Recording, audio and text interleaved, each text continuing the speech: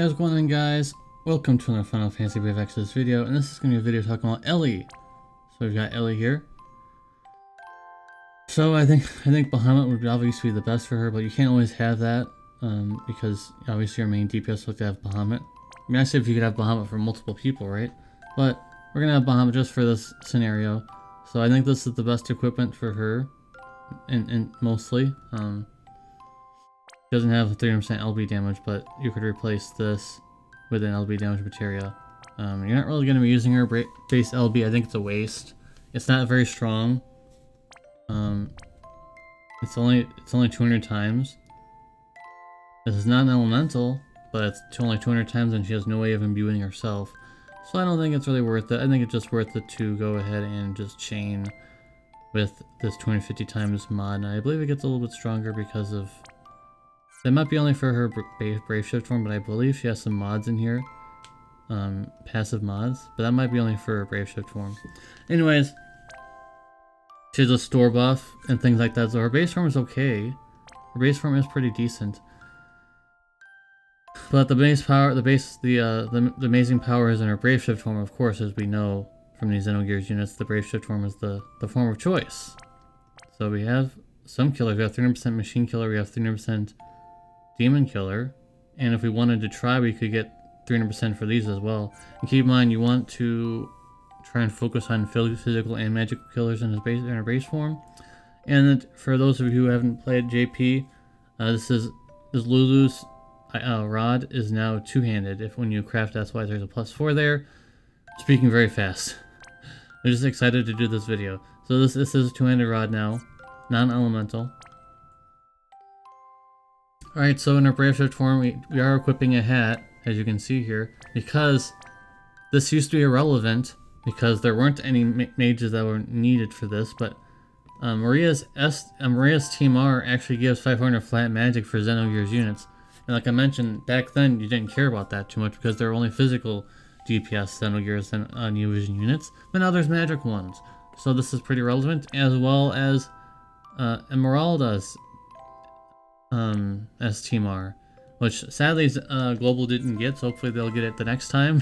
I hope, because it really needs these improvements for her to be really good. As you can see here, she has 8.4k magic. That's really good. Of course, in Global, maybe a little bit higher, not too much. You might get a little bit more. I would avoid using her Team R. It's not very good. In fact, this is pretty terrible for a limited time TMR. All this is just 5% MP refresh. Not a big deal at all. In fact, there's a TMR, there's a free robe out there that has the exact same thing of 5% MP refresh, but has 5 more magic on it. So why did they make this? I don't know. But her STMR is very good.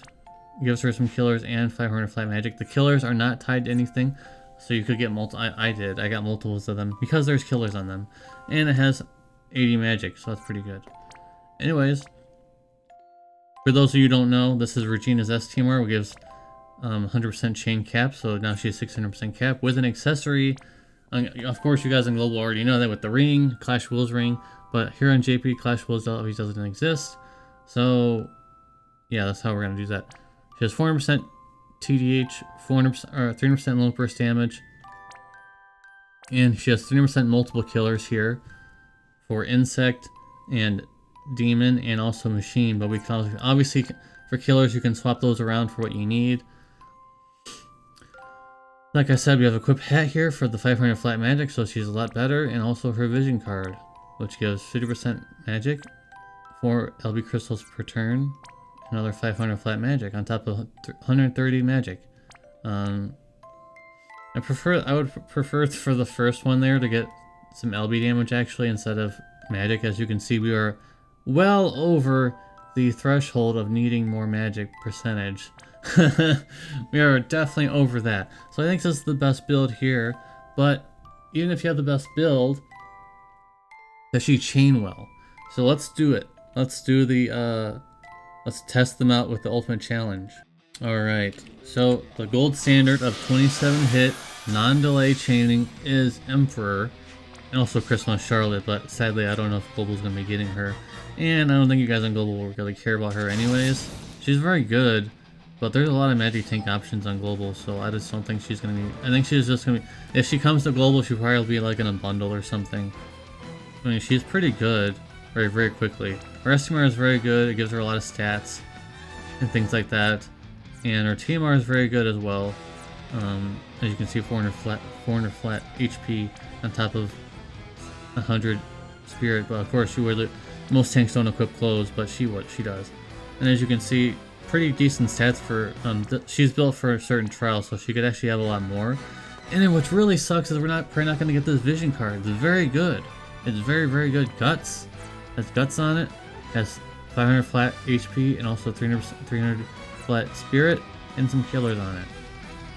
And the stats are pretty good. It's gonna suck that we're not gonna get this probably on Global. Oh well. Anyways, the gold standard is Emperor, so we have our Brave Shift LB here, and let's see if it chains perfectly or not. And it does! So Elly is definitely very good. Very, very good in terms of being a damage dealer. She's a chainer, not a finisher. So yeah, she would like to chain with Emperor, she'd like to chain with Charlotte.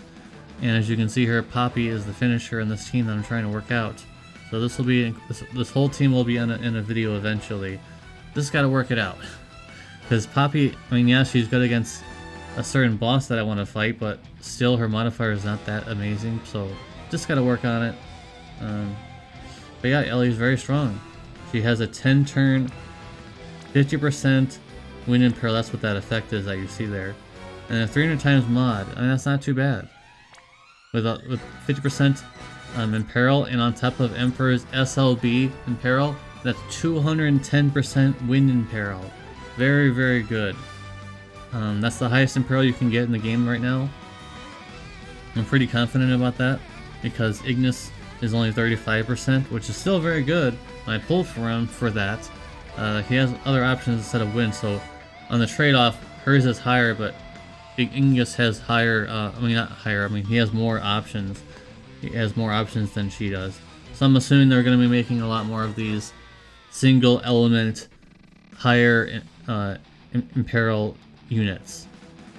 Still looking forward to a part 2 Xenogears, but I don't know.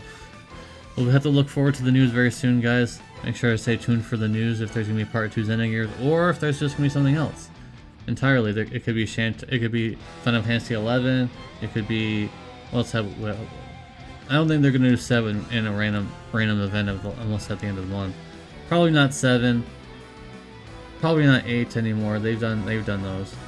They've done 15. They've done 8. They've done 9. They've done 10. 10 for a whole month. They already did 1. They did 2. So I don't know. I'm assuming it's gonna be 11 or maybe even Type 0 again. I know back then in the 6 and 7 star era it's like, oh my god, another Type 0 event. But yeah, I'm assuming it's gonna be either Type 0 or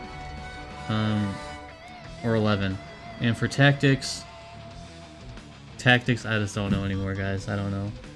I'm honestly thinking tactics is just gonna be like a War of the Visions exclusive. Because there hasn't been a tactics since the 7-star era, so I'm just like, I don't know. Do they have some exclusive rights to it or something? Doesn't make any sense, but hey, it is what it is. Anyways, we went way too far off a tangent. Thank you guys very much for watching. Appreciate you. Elly is very good, and her base form is very good too. You know, you like Graph. You look at his Graph's base form is not really that amazing, but she can chain. She has multiple chaining options here. So just like Ingus, she has a lot of chaining options here, and also she has AMOE non-elemental chaining as well, so that's pretty good. I think anyway. I think this is non-elemental, imbuable. I'm not sure yet. The wiki says it's not, but sometimes the wiki doesn't always fill everything in. So this might be imbuable. This might not be imbuable. Actually, let's try it. Let's test it, very quickly. We're ice imbued. Let's see what happens. I gotta probably chain them. That's gonna be kind of awkward, but let's see what happens. Oh, it is? Okay, so it is. Yeah, definitely. There was an elemental chain in there. So it is imbuable. The wiki says it's not. There's no asterisk next to it. but I just proved that it is non-elemental. So I mean, it's not the hugest modifier in the world. It's pretty bad, but it's fine. Non-elemental chaining is fine, and of course for LB, which is not really worth it, I would just stick to just doing her normal chaining. Anyways, thank you guys very much for watching. Appreciate you. See you in the next video. Peace.